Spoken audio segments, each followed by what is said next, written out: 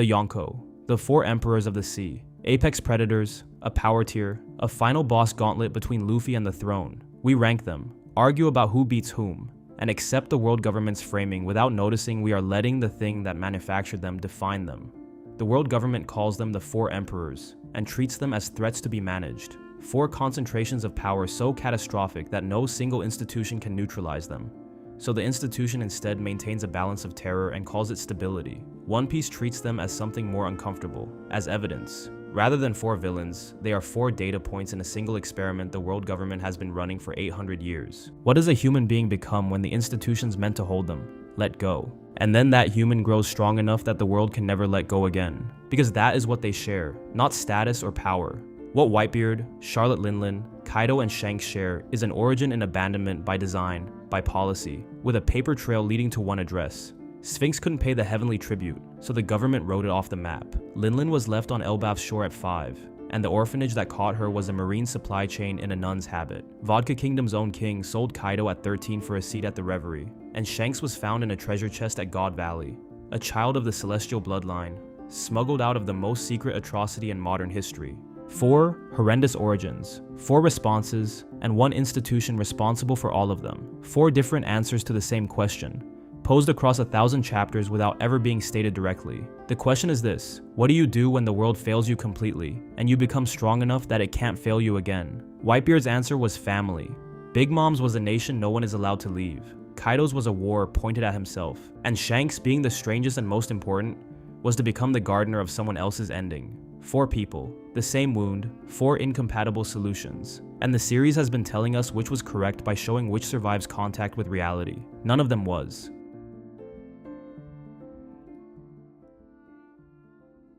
Before anything else, we need to establish the wounds behind these characters. The specific, documentable failure the world committed against each one of these people. Because the thesis only holds if the wound is traceable to the same institution every time. So let's trace it. Edward Newgate was born on Sphinx Island, a small island in the New World that has no affiliation with the world government because it cannot afford to pay the heavenly tribute. That's worth pausing on. The world government operates on a tribute system. Pay in, receive protection, don't pay, and you are left exposed. No marines, no legal framework, no shelter from pirates. Sphinx was too poor to pay, so Sphinx got nothing. Whitebeard grew up on that island under genuine hardship, in a country that the world's governing body had simply decided was not worth protecting. He didn't leave because he wanted adventure. He left to send money home. He left because the island needed the resources that the world government's design neglect had ensured it couldn't accumulate on its own. This is the crucial point about Whitebeard's wound. There's no villain here. No one specifically decided to hurt Edward Newgate. The system didn't target him. It just didn't see him, which makes him a lot more relatable. He was born into a country the architecture had rendered invisible. That impersonal, structural quality of the damage is exactly what makes it so precise. The world government wounded him with indifference. And indifference over time teaches a very specific lesson.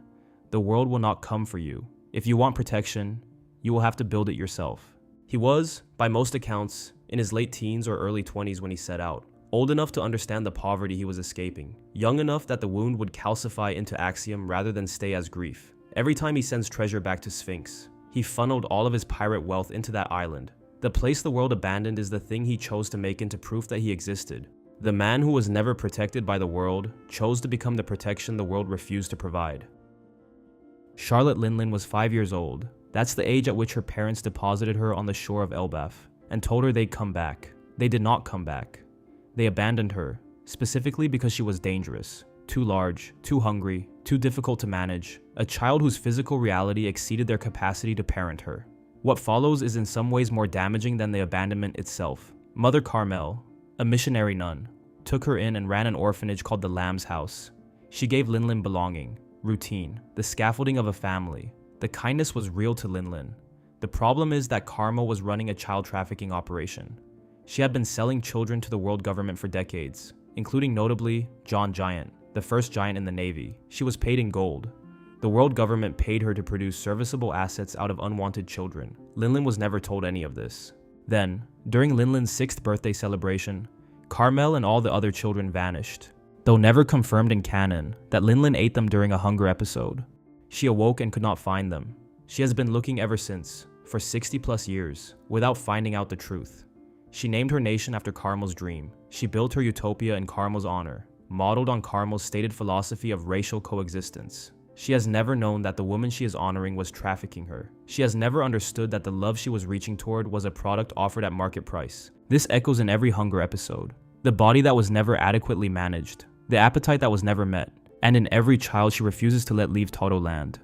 The shore at Elbaf never stopped being the present tense for this woman.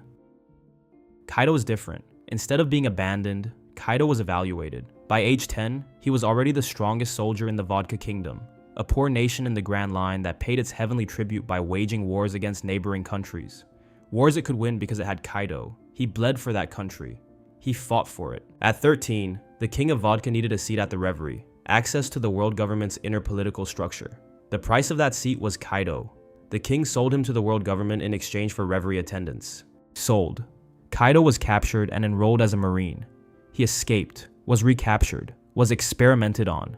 He survived 7 execution attempts during his Marine captivity, and 2 more after escaping, for a total of 9. He let himself be caught again sometimes, specifically to fight and eat. He was already developing the relationship to his own survival that would come to define him, an orientation not toward life, but toward what strength can prove. In the 9 execution attempts, he survived as though survival were a joke, in a philosophy of strength as the only honest currency, because the king who sold him had proven that everything else is negotiable. In the war machine, he pointed inward at Wano, building the conditions for a defeat he couldn't engineer for himself, and most specifically, in the smile fruits, distributed to Ebisu Town. The people who ate those defective fruits lost the ability to cry. They could only smile, regardless of grief, regardless of suffering. Kaido built a country where sorrow wore the permanent mask of happiness. A man who made himself into an instrument of manufactured suffering understood exactly what was happening in those streets. He just didn't care, because in Kaido's axiom, suffering is the condition of production, and production, of strong enemies, of worthy circumstances, is the only thing that matters. Now Shanks sets himself apart from the other 3. Shanks is the hardest wound to trace. Shanks was born on God Valley, an island in the West Blue that was not affiliated with the world government, and which was being used as a hunting ground by the Celestial Dragons. The native hunting competition was a massacre of civilians by world nobles for sport. His father is Figureland Garling, a celestial figure whose bloodline runs the God's Knights. His twin brother Shamrock now leading that order. Shanks was present at God Valley as an infant with his father, and during the chaos of the incident ended up in a treasure chest recovered by the Roger Pirates. Years later, when Shanks discovered his heritage and briefly returned to Marijua as a young man, Garling welcomed him back and offered him the same place Shamrock had taken in the Knights of God. Shanks declined. He went back to piracy. Shanks's relationship to the institution is not the wound of being failed by it. It is the wound of being claimed by it and refusing the claim. He is the only one of the 4 who saw what the world government actually was from the inside. The others were thrown out, while he was invited in and left. The institution is still at the center of his life. You do not become the man who twice gives Luffy his hat unless you have seen the apex and decided against it. Whitebeard, Linlin, and Kaido were shaped by what was done to them. Shanks was shaped by what he refused to let be done. Lay them side by side. A town too poor to count. A child sold through charity. A child sold for a chair. A child of the apex who saw what the apex was and declined his seat. 3 failures by the institution. 1 refusal of it. But in every case, the world government is the structure the life is organized around. As the thing that abandoned them, as the thing they escaped, or as the thing they walked out of. When the government brands them the great threats to world order, it is signing a confession with 3 names of its own making, and a 4th who got close enough to read what was written on the wall.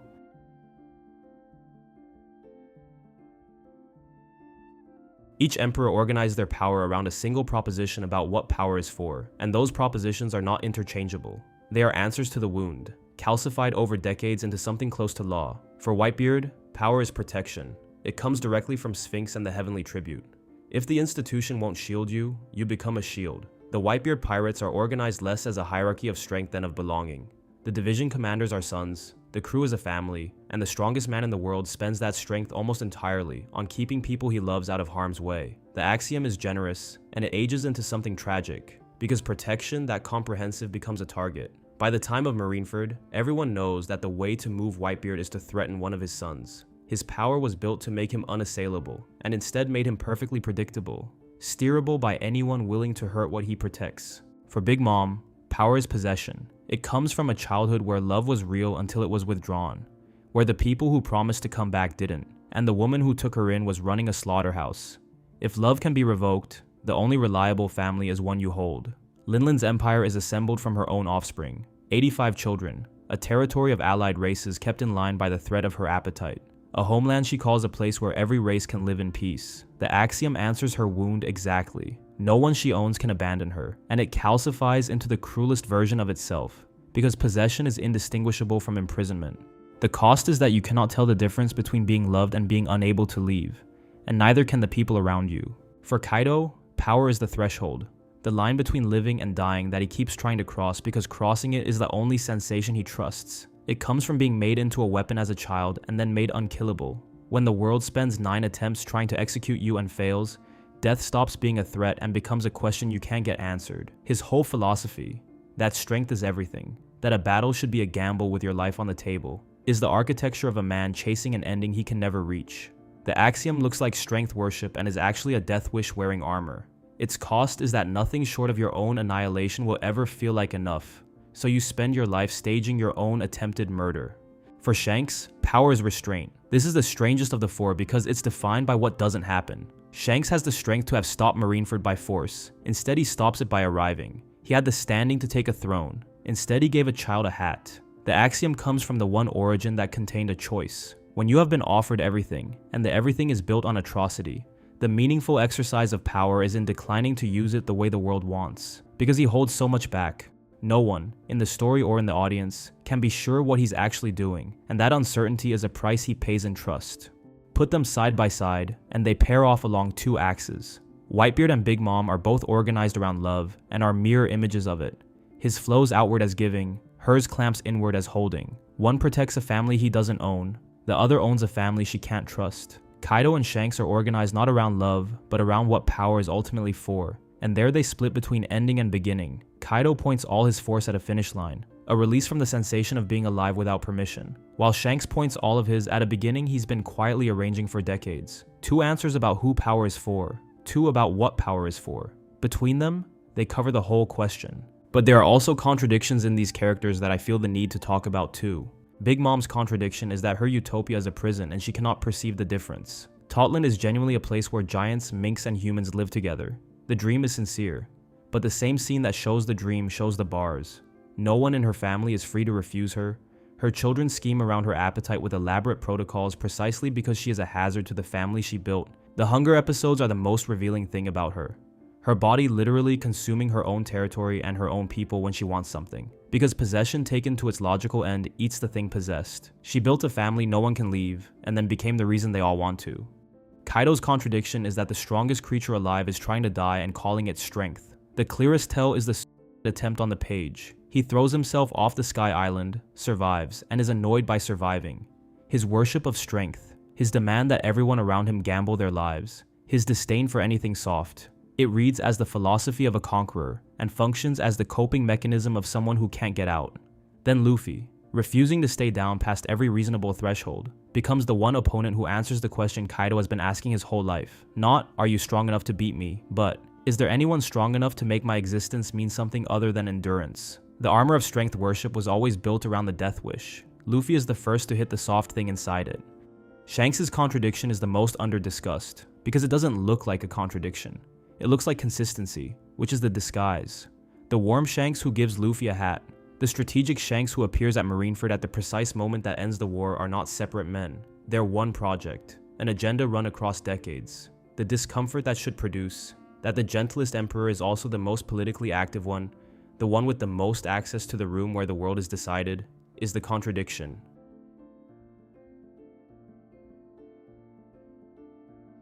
Each Yonko gets an arc that functions as a stress test of their axiom. Marineford tests Whitebeard's protection by making it impossible to fulfill. The whole war is a machine for proving that even the strongest man alive cannot protect everyone he loves.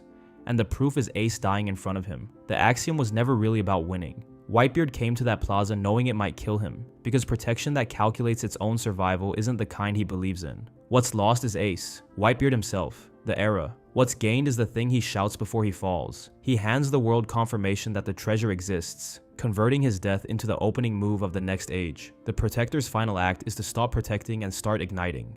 Whole Cake Island tests Big Mom's possession by sending in a family that chooses each other freely. The Straw Hats walk into the one place organized entirely around ownership and win by being unownable, the crew risking everything to extract one member who could have been left behind. The Big Mom pirates cannot understand or counter people who stay together because they want to. She loses the wedding, the alliance, but at the same time, the story gains its clearest demonstration that the possessive family is weaker than the chosen one, which is basically the whole moral engine of the series stated in one arc. Wano tests Kaido and Big Mom together, and the pairing is not incidental. Two emperors organized around the things the world can't give, belonging she can hold, an ending he can reach, ally to remake the world by force, and lose to a generation that wants neither. The proposition under test is that overwhelming strength plus overwhelming possession can simply impose a world. What's revealed is that they can't. That the new generation's refusal to break is a kind of power their axioms have no answer for.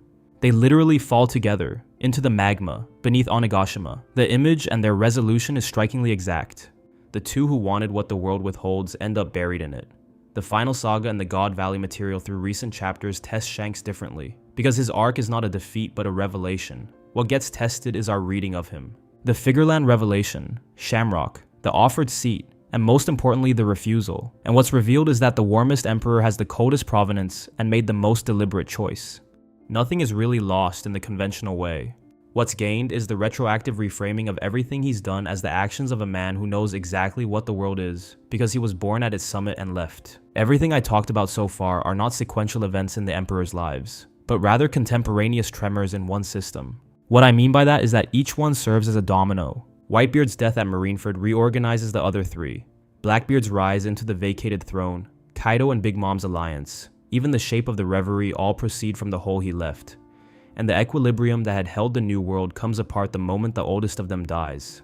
And Kaido's defeat at Wano is the starting gun for Shanks' timeline. With the old guard falling and the final saga opening, the man who has been waiting and arranging finally has the board he wanted.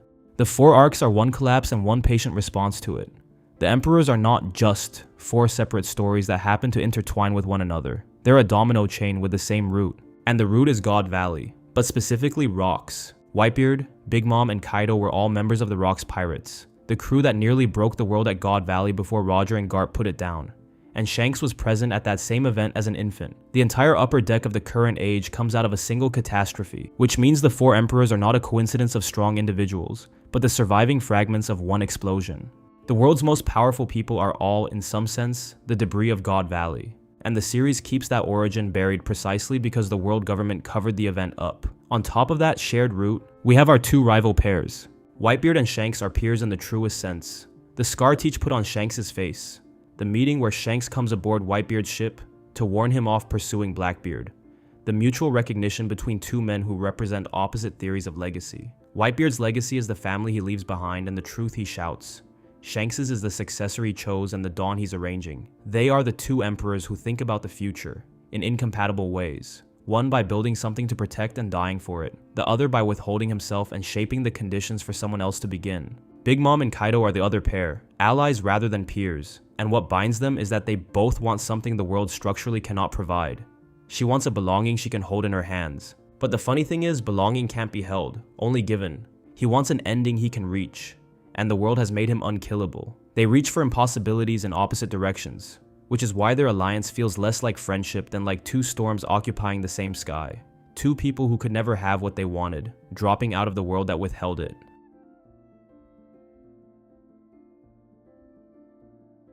The objects each emperor carries are their characters made visible. Whitebeard's Basento is a defensive weapon at heart, a polearm, a thing you hold ground with, that keeps the enemy at a distance from what's behind you. Big Mom's whole power is a soul-based economy. She takes years off people's lives and lends them to objects, animating her territory by distributing stolen life, running an empire whose currency is the lifespan of the governed. Kaido's dragon form is the most direct symbol of the 4, a creature out of myth, the largest thing in the sky, and also the classic guardian of a horde that never gets to spend it, which fits a man who has all the power and none of the use for it he actually wants. And Shanks' missing arm is the symbol of restraint as such. The most famous thing about him is something he gave away. The sole reason being because of why he did it. The word emperor, or yonko here, deserves a dive too. The title implies sovereignty, and the interesting question is which of the 4 actually built something imperial. Whitebeard built a family and a protectorate, territory held to shelter people, not to rule them. Big Mom built a literal kingdom, Totland, with subjects and a hierarchy and a homeland. The most conventionally imperial of the 4, and also the most clearly a prison. Kaido built a war machine, Onigashima, the smile factories, and his army, a device for conquest that was really an apparatus for finding a worthy death, an empire pointed at its own end. And Shanks built almost no territory at all. He built a position, a network, a guard in transition toward a future he won't rule. So the one who most deserves the title by its plain meaning is Big Mom, and she's also the one for whom sovereignty is most obviously a cage. The title really does flatter all four and fits none cleanly. The world calls them emperors because the world only has the vocabulary of rule, and 3 of the 4 are doing something rule can't describe. Which leads to the Joy Boy question. You might be wondering right now, what do you mean Joy Boy question? But the final saga has made clear that the dawn, the return of Joy Boy, the liberation the world has waited 800 years for, is the thing the whole story bends toward, and not one of the 4 emperors could be Joy Boy, which is exactly the point of having them. Each circles the dawn from a different angle and can't reach it. Whitebeard knows the treasure is real, and dies pointing at it without claiming it. Big Mom wants a world of coexistence, and builds its grotesque parody. Kaido wants an ending, and the dawn is a beginning, the exact inversion of what he's after. Shanks knows more about the dawn than anyone, but he's arranging the conditions for it, and deliberately does not bring it himself, because he understands it isn't his to bring. They are the negative space around Joy Boy. 4 people who got close enough to the dawn to be defined by it, and each for their own reason, the wrong vessel. The world hurt them in a certain way, therefore they became a certain thing. Case closed. I want to argue against that, because the most interesting fact about the group is that they suffered the same category of failure, and went in 4 genuinely different directions. Consider the crews first. Whitebeard and Big Mom both surrounded themselves with family, but the families are opposites in their inner experience. Whitebeard's is a community of people who could leave and don't. Big Mom's of people who can't leave and want to. Kaido built a crew of subordinates bound by strength and fear, a meritocracy of brutality. Shanks built the smallest, most clearly voluntary crew of the 4. The Red Hair Pirates are notably a band of equals and friends. The shape of their crews mirror what each one of them fears. People being left alone the way Sphinx was. Abandonment so completely that she forecloses it by making leaving impossible. Nothing is real, and survival is meaningless. So he surrounds himself with combat because pain is the only thing he can verify. Shanks being the hardest to read, but it's ultimately the wrong people getting what he's protecting. So he keeps his circle small and his intentions hidden. The same wound, an institution that failed them, sends each one's destructive energy a different way. Whitebeard turns it outward as care. His damage becomes a protectiveness so large it shelters thousands. Big Mom turns it inward as control. Her damage becomes a grip that tightens on everyone close to her until it crushes them. Kaido turns it against himself. His damage becomes a sustained campaign to be destroyed, and Shanks turns it toward the future.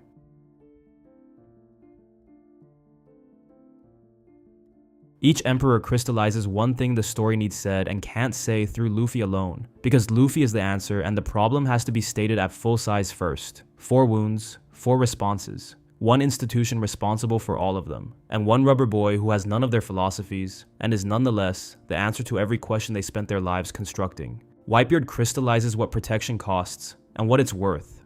That a family freely held is the most powerful thing in the world and still can't save everyone, and that the only way to make a death matter is to spend it on the future. Big Mom crystallizes the difference between a family you own and a family you choose, by being the most complete version of the first kind and losing to the second. Kaido showed us the difference between strength as a means and strength as a god, by worshipping it so completely that it becomes a way of asking to die. And Shanks crystallizes refusal, that the most meaningful thing a powerful person can do is decline the power the world offers and use what's left to arrange a different beginning. The story needs all 4 because the dawn it's building toward has to be defined against every wrong version of power, and these are the 4 largest available. Were any of them actually free though?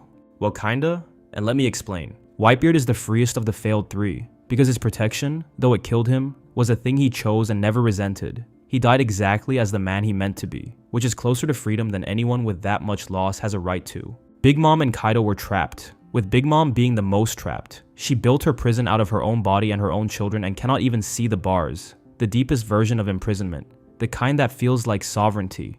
Kaido is trapped in a subtler way, free to do anything except the one thing he wants, which is to stop, and so all his freedom is worthless to him. And Shanks is the only one who reads as free in the full sense, the only one acting rather than reacting, whose life is a choice he keeps making rather than a wound he keeps answering.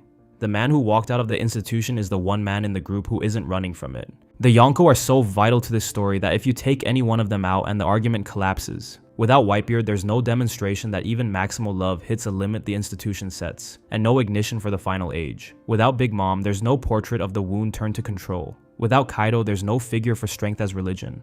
And without Shanks, there's no counterexample to the institution itself. So the four emperors are the world's case against itself, introduced to us as the pinnacle of strength and power.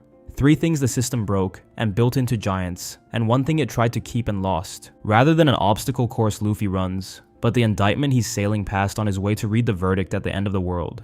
And the reason the dawn means anything when he reaches it is that we have already seen, 4 times over, and at the largest possible scale, exactly what the world did to the people who got there before him.